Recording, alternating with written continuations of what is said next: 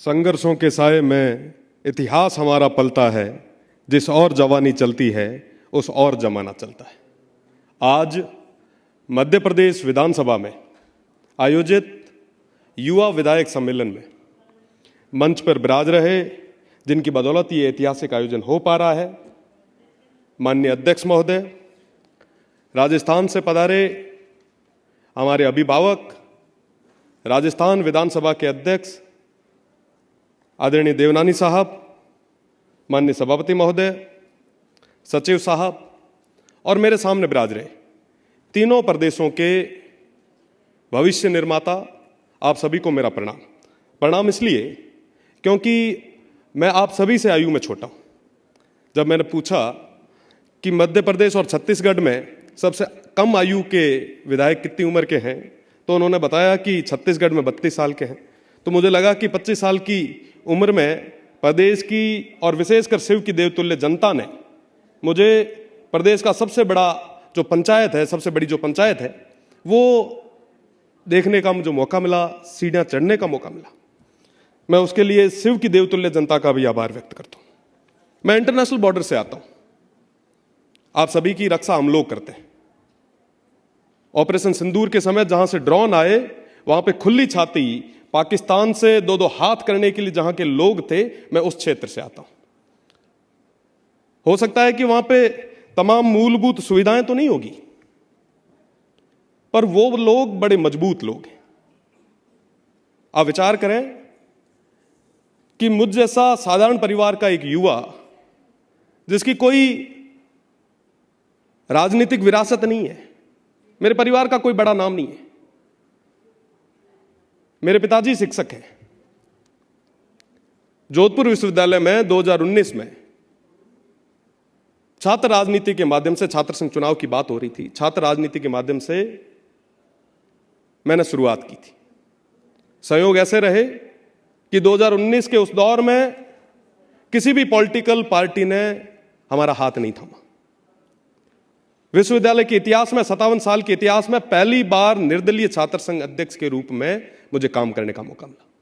और वो जो 3 साल छात्र संघ चुनाव के थे, छात्र संघ कार्यकाल के थे, उन 3 सालों में लोकतंत्र को हमने समझा। ये तमाम लोग चाहते क्या है, ये जनता क्या चाहती है? ये चाहते हैं कि हमारी बात हमारे बीच में से निकल के कोई आगे जाके कहे। 2023 के विधानसभा चुनाव में फिर वही स्थितियां बनी। स्थितियां बनने के कई सारे कारण रहते हैं। पुनः मुझे इंडिपेंडेंट चुनाव लड़ने का मौका मिला और शिव विधानसभा जो 200 किलोमीटर लंबी है, इंटरनेशनल बॉर्डर से लगती हुई है। कहा जाता है कि साहब यहां पे मूलभूत सुविधाएं नहीं है, बिल्कुल नहीं है, पर फिर भी वहां के लोग, मेरी मातृशक्ति, युवा साथियों ने मिलकर इतिहास में पहली बार एक निर्दलीय सबसे कम उम्र के युवा पर भरोसा जता के उसे प्रदेश की सबसे बड़ी पंचायत में भेजा। अब कुल मिला के अगर नटसेल में बात करें तो आपको अपनी लड़ाई खुद ही लड़नी पड़ेगी। आज के समय में कोई किसी को राजनीति में जगह नहीं देगा। आपको जगह खुद बनानी पड़ेगी, मेहनत के बलबूते पे बनानी पड़ेगी। आप सब जो मेरे सामने विराज रहे हैं, लगभग 70 के आसपास माननीय सदस्य हैं, आप सभी ने मेहनत की। आप अपनी मेहनत के बलबूते पे बैठे, प्रदेश की सबसे बड़ी पंचायत में बैठे। प्रदेश की सबसे बड़ी पंचायत में बैठकर क्या वो तमाम काम आप कर पा रहे हैं जिसके लिए आप आए? आप एमएलए हैं, मेंबर ऑफ लेजिस्लेटिव असेंबली। कितने मेरे माननीय सदस्य हैं जिन्होंने कानून बनाए हैं, लेजिस्लेटर बनाए हैं? एक प्राइवेट बिल भी अगर किसी ने इंट्रोड्यूस किया है तो बताएं। आप नहीं कर रहे हैं। हम ठीक है, आते हैं वहां पे 4 शिकायतें लेके आते हैं, पढ़ लेते हैं। क्या ऐसे विकसित भारत बनाएंगे हम? नहीं बन पाएगी। पढ़ना होगा हमें। बड़ी सही बात कही। आज के समय में हमें सरपंच तो पढ़े लिखे चाहिए, पर विधायक साहब अनपढ़ चाहिए। कैसे हो पाएगा विकास? 1947 में देश जो आजाद हुआ, 2047 तक जिसे विकसित होना है, वो उन तमाम जनप्रतिनिधियों के भरोसे कैसे आगे बढ़ पाएगा? The biggest threat of the democracy is bureaucracy. मैं पूरे तरीके से सहमत हूं। यह लाइन जिसने भी लिखी है पूरे तरीके से सही लिखी है। आज के समय में तमाम जो जनप्रतिनिधि बड़े दुर्भाग्य के साथ, बड़े दुख के साथ कहना पड़ रहा है कि वो सिर्फ रबड़ स्टाम्प बन चुके। हमें पढ़ना होगा। आप जब यहां पे हाउस में खड़े होकर बोल रहे हैं तब एक बार के लिए उस अधिकारी दीर्घा में चर्चाओं का विषय बनना चाहिए कि आज माननीय सदस्य क्या बोलेंगे। वो तब ही हो पाएगा जब हमें नॉलेज होगी उसकी। हम विकसित भारत की बात कर रहे थे, निश्चित रूप से बनना चाहिए। विकसित भारत किसके लिए? हमारे लिए, हमारी आने वाली पीढ़ियों के लिए। और उसमें सबसे बड़ी भागीदारी किसकी होगी? आपकी, हमारी। कैसे होगी? अभी चर्चा चल रही थी, मैं सुन रहा था। मैं लिख के तो बहुत कुछ लाया हूं पर वो नहीं पढ़ूंगा। हम चर्चा कर रहे हैं कि साहब शिक्षा को आगे बढ़ाएं। कैसे बढ़ाएंगे साहब शिक्षा को आगे? बताएं, क्या विजन है?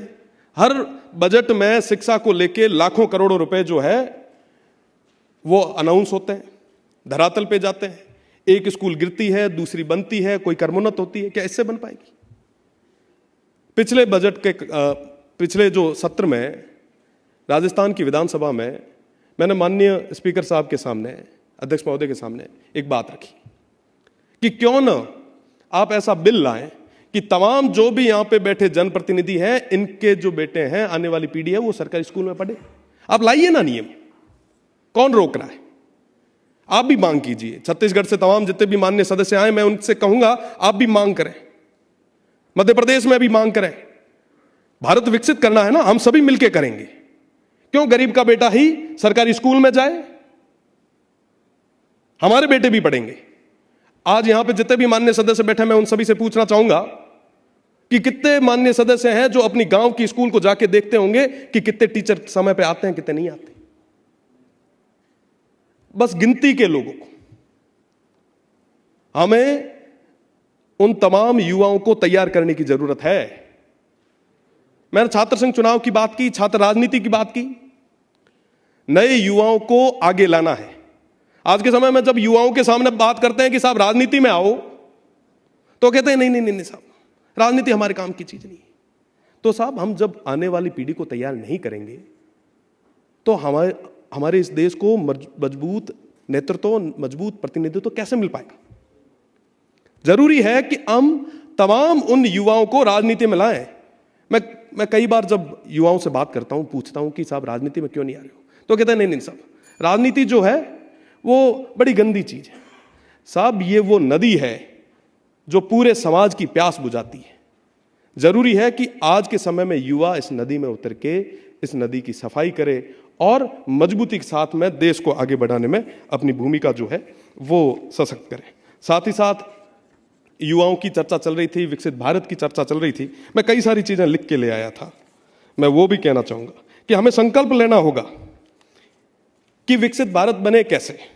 हमें विधानसभा क्षेत्रों में शिक्षा, स्वास्थ्य और बुनियादी ढांचों को सर्वोच्च प्राथमिकता देंगे, तब जाके विकसित भारत होगा। हम युवाओं को स्टार्टअप और कौशल विकास के लिए प्रोत्साहित करेंगे। हम कितने युवाओं को प्रोत्साहित करते हैं कि स्टार्टअप करो? हम कहते हैं कि साहब 8,000 की 10,000 की जॉब कर लो भाई। कोई अगर स्टार्टअप लेके आता है तो कहते हैं कि साहब नहीं नहीं नहीं, ये कोई चलता है क्या? हमने कभी मोटिवेट किया उनको? ये प्रैक्टिकल चीजें हैं, इनकी तरफ हमें ध्यान देने की जरूरत है। अभी अरावली की चर्चा चल रही थी। मैं आपको बताना चाहूंगा, राजस्थान में खेजड़ी का मूवमेंट जो हमने शुरू किया, आज जन आंदोलन बन चुका है। पूरा राजस्थान एकजुट है। हमारे पर्यावरण और विकास के बीच में हमें संतुलन बनाने की जरूरत है। हम वंचित जनजाति और पिछड़े समुदाय की आवाज बने। क्या वाकई आज के समय में जो पीड़ित है, जो वंचित है, जो शोषित है, उनकी आवाज प्रदेश की सबसे बड़ी पंचायतों तक आ पा रही है?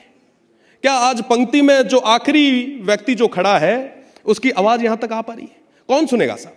आज के समय में अमूमन कहा जाता है कि साहब जो माननीय सदस्य बन जाते हैं, एमएलए बन जाते हैं, उसके बाद में जनता के बीच नहीं आते। लोग कहते हैं अमूमन, मैं एक आखिरी कि साहब उनसे जुड़ाव कम हो जाता है। मेरा निवेदन है, मैं आप सभी से उम्र में छोटा हूं, मेरा निवेदन है कि आप जो दिनचर्या पहले करते थे आगे भी उसी तरीके से करें। हम यूनिवर्सिटी से निकले हैं, हमने चाय के ढाबों से राजनीति शुरू की थी, आज भी वहीं बैठते हैं। जिसकी बदौलत जिंदा है।